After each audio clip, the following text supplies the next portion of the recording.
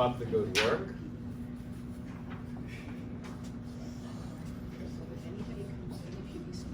You have learned a lot of Kung Fu,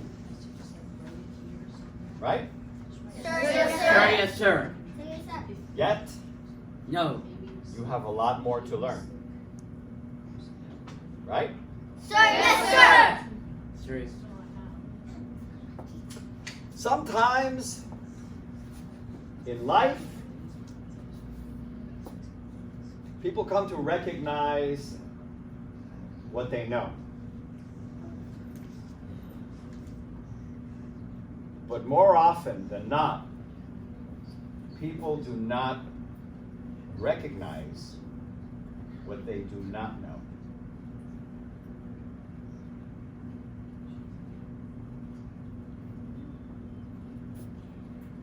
There was an old TV show back in the 1970s called Kung Fu. Did you ever see it? No. Yeah, I don't think you guys were alive yet. No. But they have reruns. You can watch reruns. This was a Kung Fu TV show about a monk in the Shaolin temple.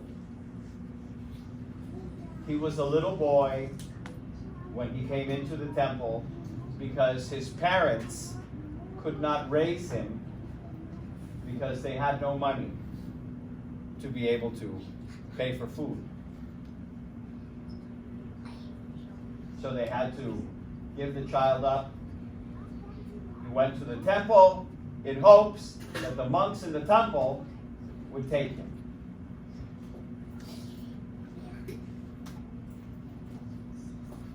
When the child arrived at the temple, the child had to wait for many, many, many days outside in the rain, in the snow,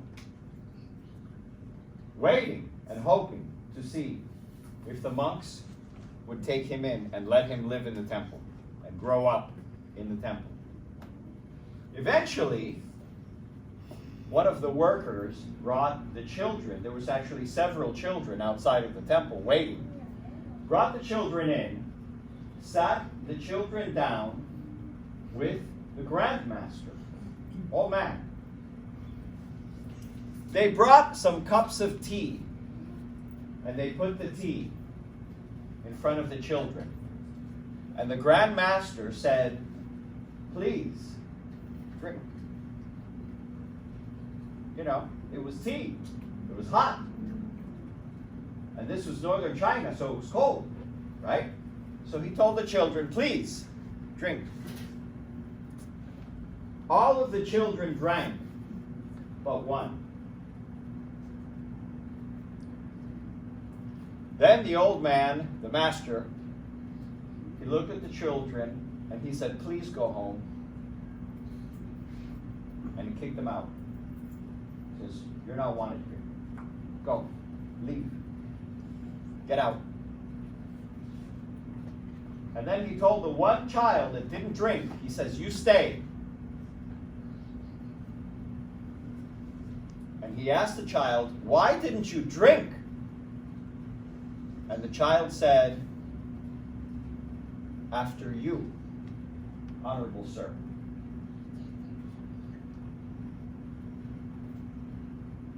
The master was so surprised, he asked the child, "Young man, where did you learn your manners?" And the child said, "From my grandfather." Because of this one act, the child was accepted. He grew up in the temple. He learned his Kung Fu, and he became a great master. All those other children could have been masters, except they didn't know one thing. They knew many things, but they didn't know one thing. It is very easy and it is very common, and it often happens in life that you will run into people or you will find yourself in the same situation where you do not know what you do not know.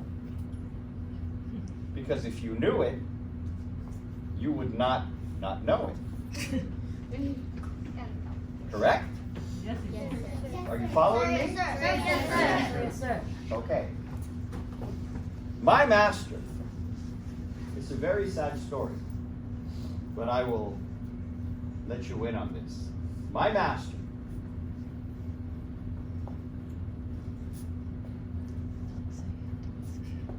when he was growing up in China, there was no Shaolin temple. The Shaolin temple had been burned to the ground by the government. My master came from a very poor family. At 10 years old, his parents sold him as a slave.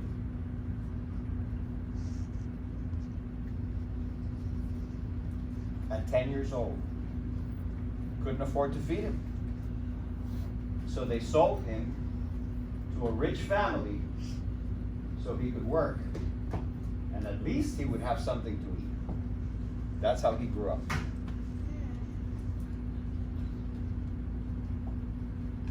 You don't know what you don't know. But Kung Fu teaches us that life is all about discovery and learning about the things that you don't know.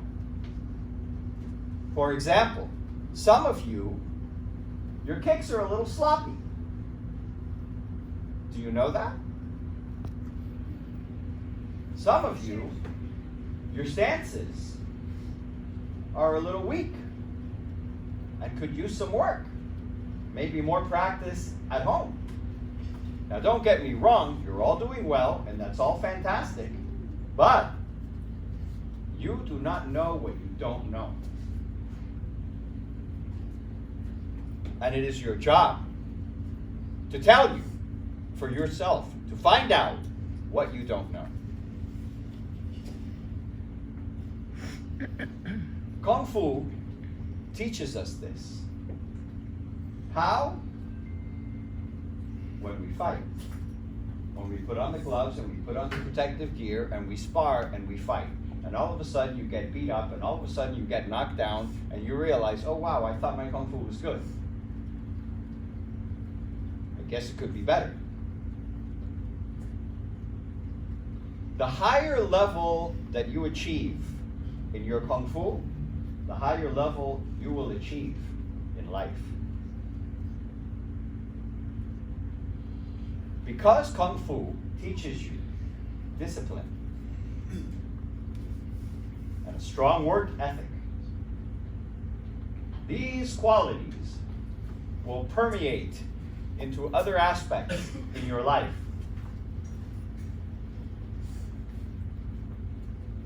When Yaya started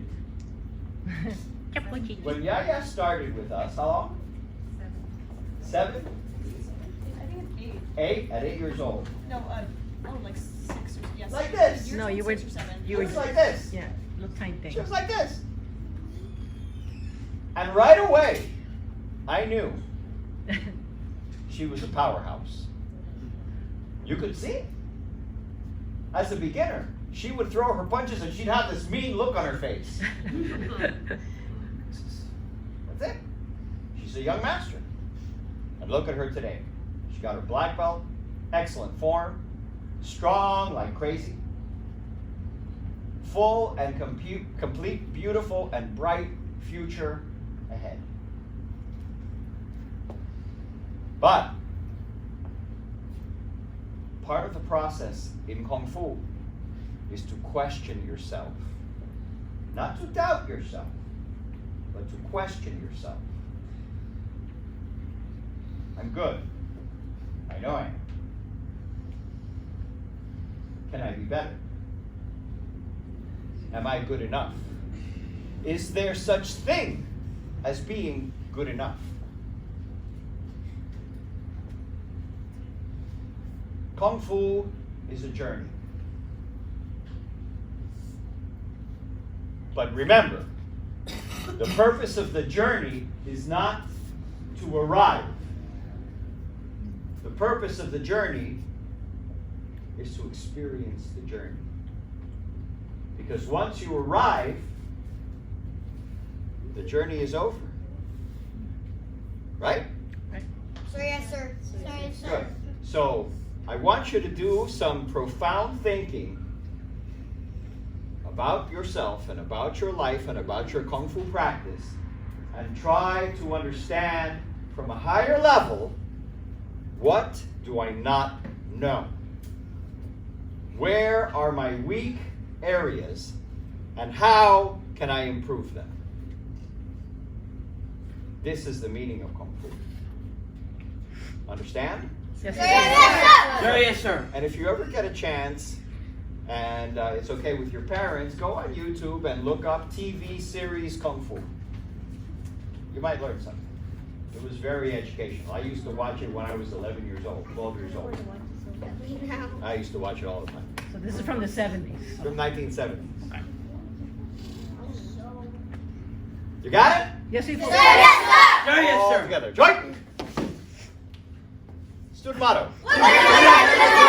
Remember, we're going to take a picture, so don't run out after the bow. Show courtesy. Out! Congratulations!